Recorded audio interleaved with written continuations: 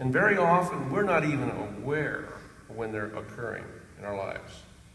And then the third kind of pain that we all struggle with is called relational pain. And this kind of hurt is caused by other people through relationships. And that's often caused by things like misunderstandings and conflicts and loneliness, rejection, and lots and lots of other kinds of relational things that cause us to have this kind of pain.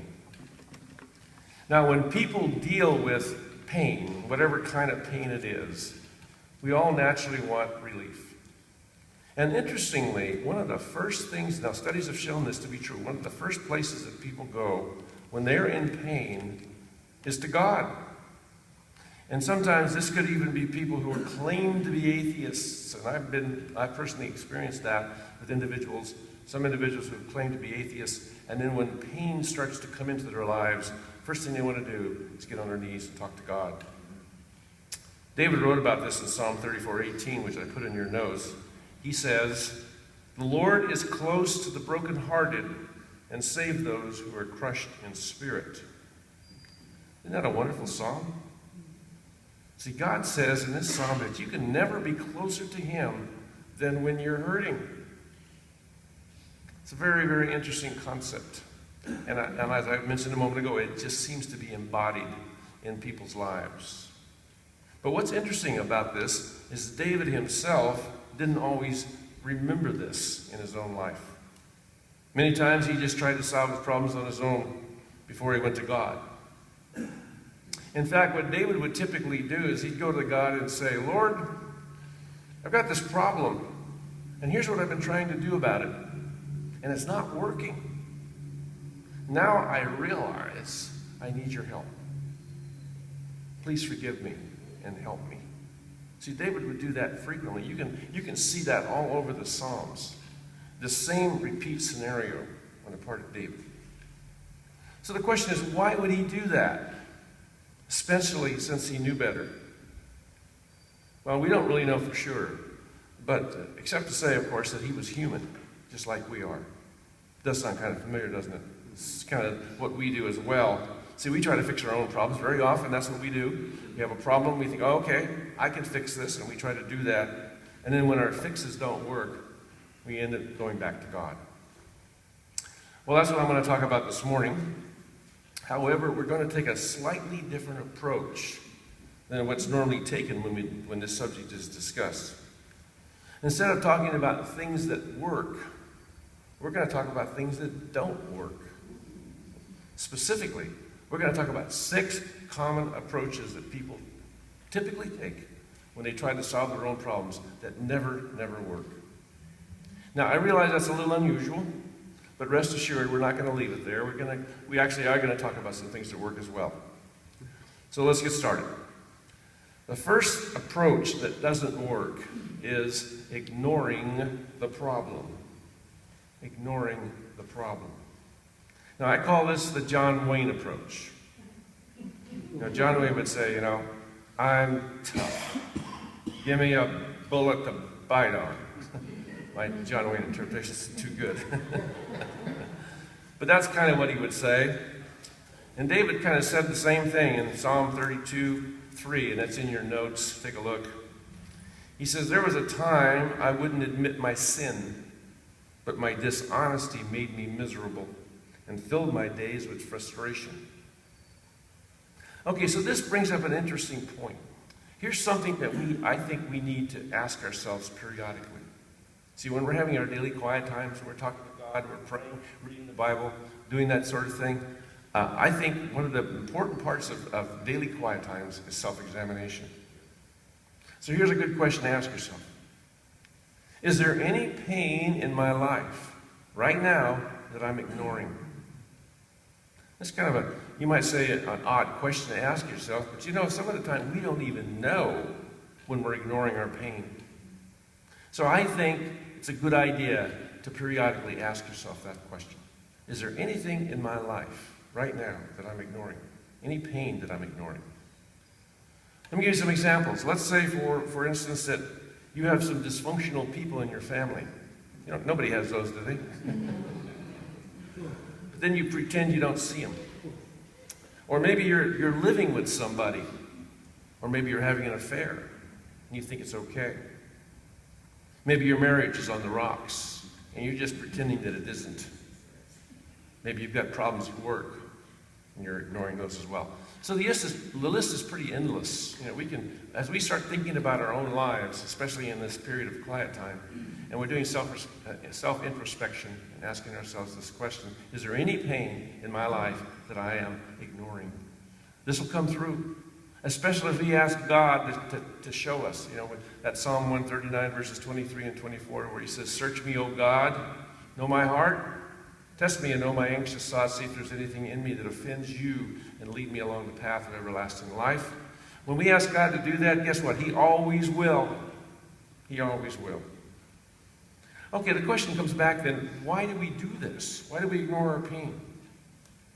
Well, I think there's several reasons. One of the main reasons is we just naturally think our problems are going to go away, given enough time.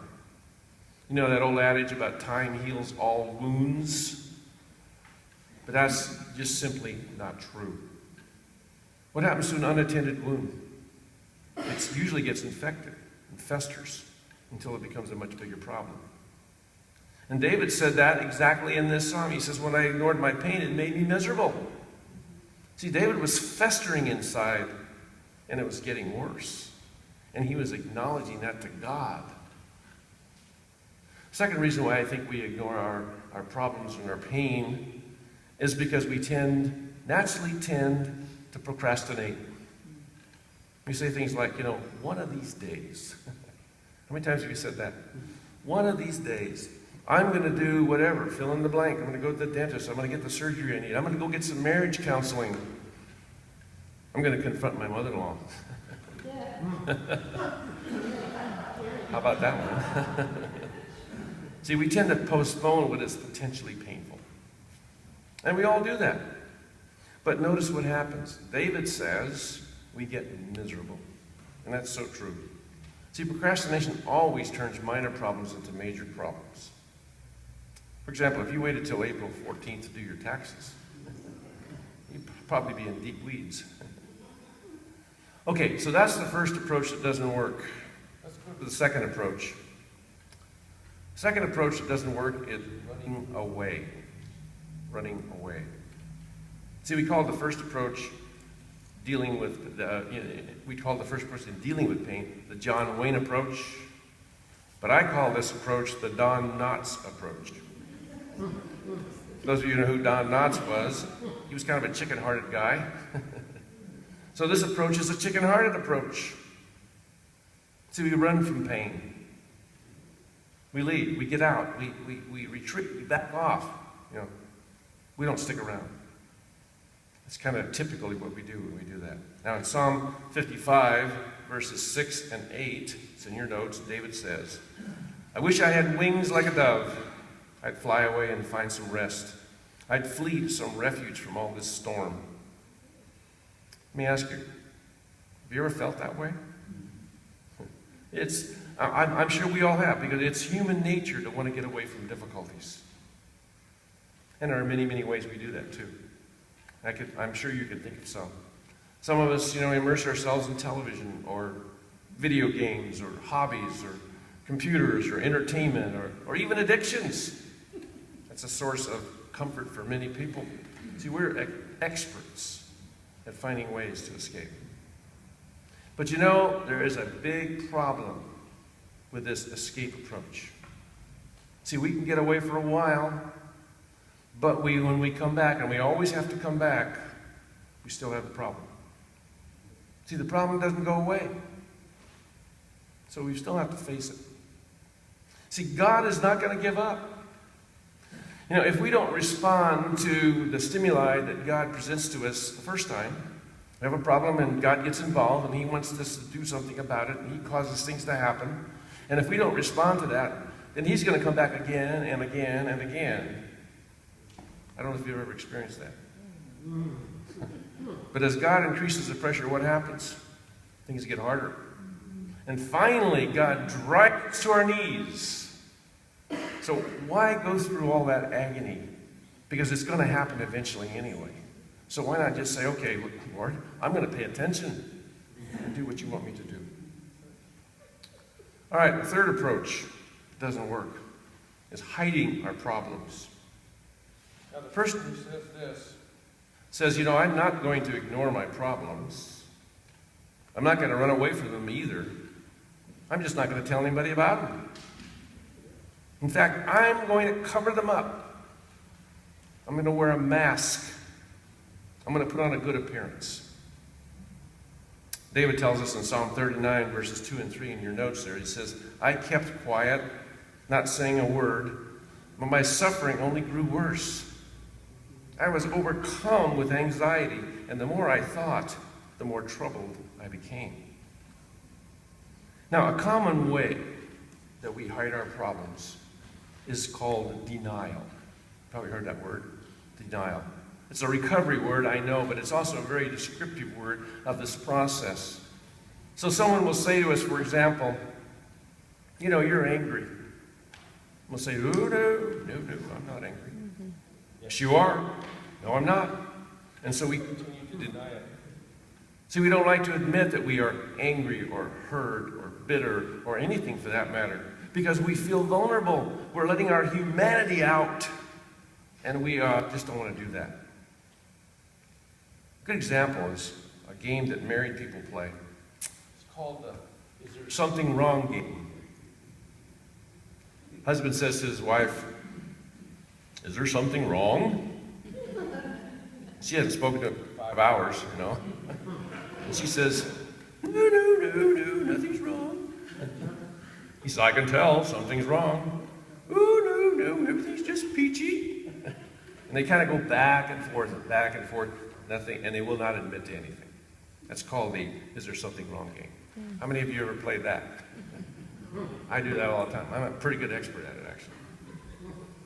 Here's another way we hide our problems. We use possessions.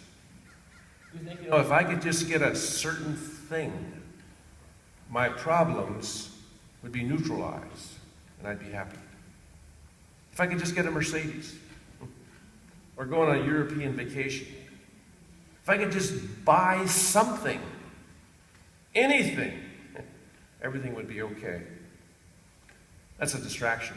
A lot of us gravitate toward that distraction, but it doesn't work. See, possessions never compensate for pain. I know a lot of people who have just about everything you can imagine, but they still hurt. I have a brother-in-law who lives in Marin County. He is a very wealthy man, has lots and lots of possessions. And I'd say he's probably pretty miserable. At least he isn't miserable to be around.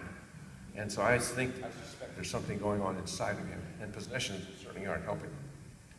David said, I was overcome with anxiety, and I became troubled. See, David says keeping quiet doesn't work. That's what he's telling us in this psalm. Now I want you to take a look at another passage in your scripture. It's James 5:16. We've talked about this one in the past. It's a very, very interesting and powerful passage. It says, confess your faults to one another so that you may be healed. So you can work on a problem, I said you can't work on a problem, put it that way. You can't work on a problem until you admit it.